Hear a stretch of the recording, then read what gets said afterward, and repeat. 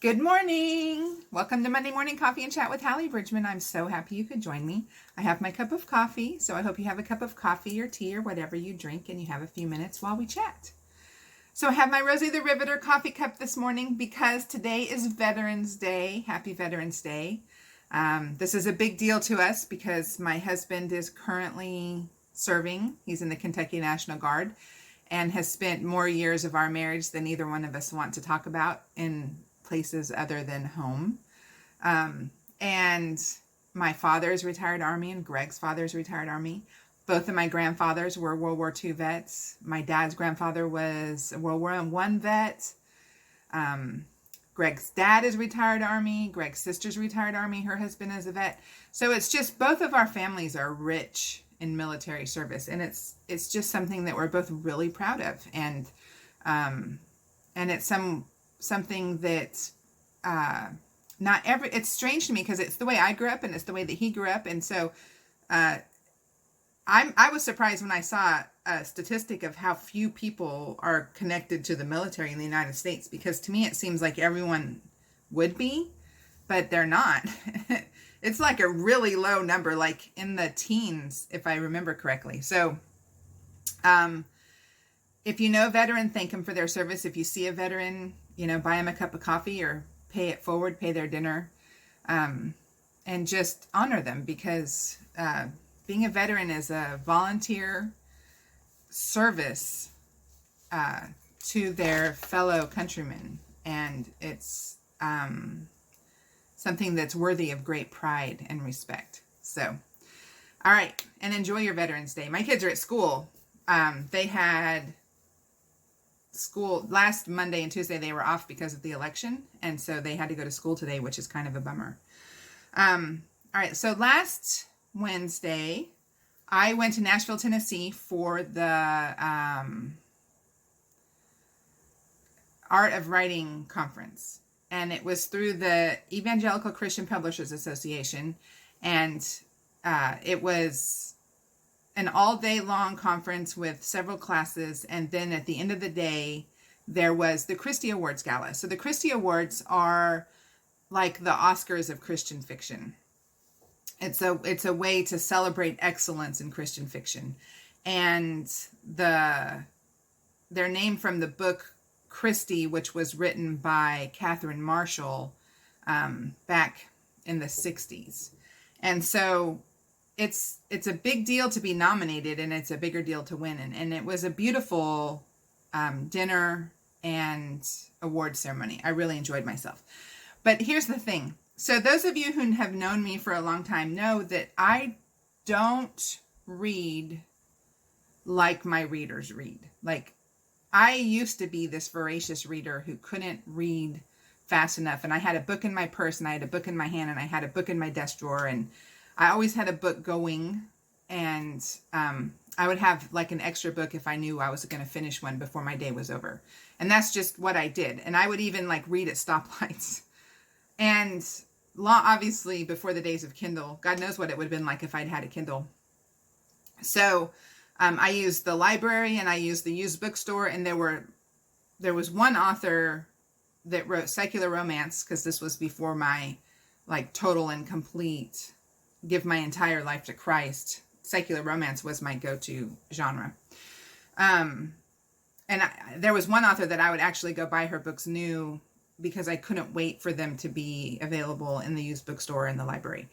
And so, and if you were going to compare my writing, like when I asked my street team, because I needed to give the information to my agent, who to compare my writing to, her writing was the one, even though she writes secular romance, which is kind of cool to me. Anyway, and I don't read it anymore. But so I quit reading secular romance, and when I started writing, I couldn't enjoy reading anymore. Like, it became work for me. I couldn't turn off the internal editor or the internal plotter.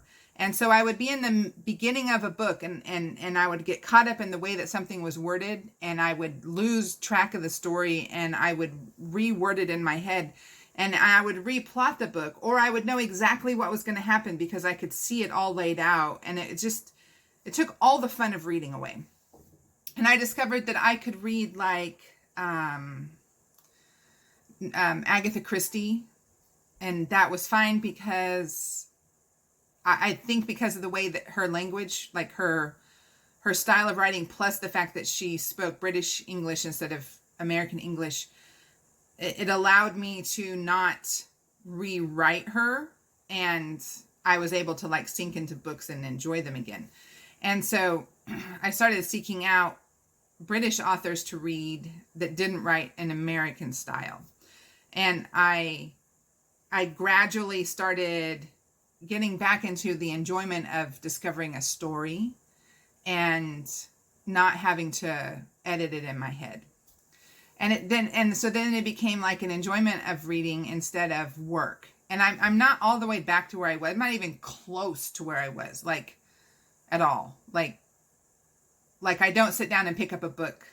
I sit down and put on something to watch, which is cool. I mean, I get a lot of my creative energy is fed through visual media, especially like detective shows and stuff. Like I get fed that way, and so that's fine. It's not hurting my writing not reading, but I want to rediscover this joy of reading.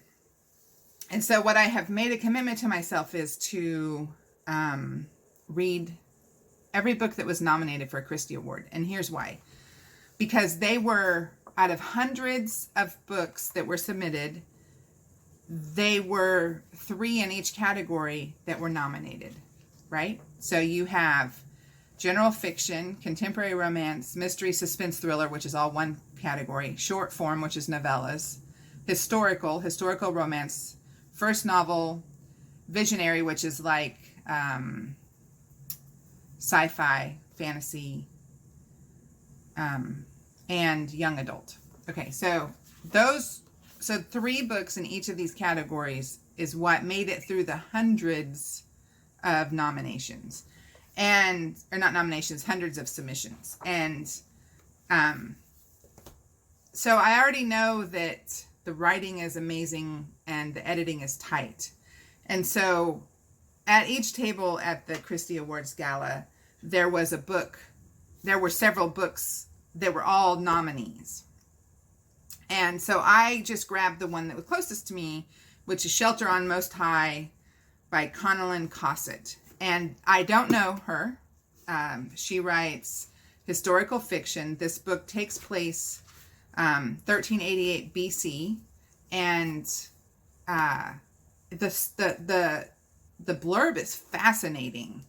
The daughter of a pagan high priest, Sophia finds solace from her troubles in the freedom of the ocean, but when marauders attack her village on the island of Sicily, she and her cousin are taken across the sea to the shores of Canaan. That's this book. And so not only does it sound like fascinating, I know that it's well written or it wouldn't have been finaled for a Christie Award. And so my goal this year, between now and next November, is to read every one of the books that was nominated for Christie, starting with this book. And I'm only starting with this is because that's the one that I brought home with me. And I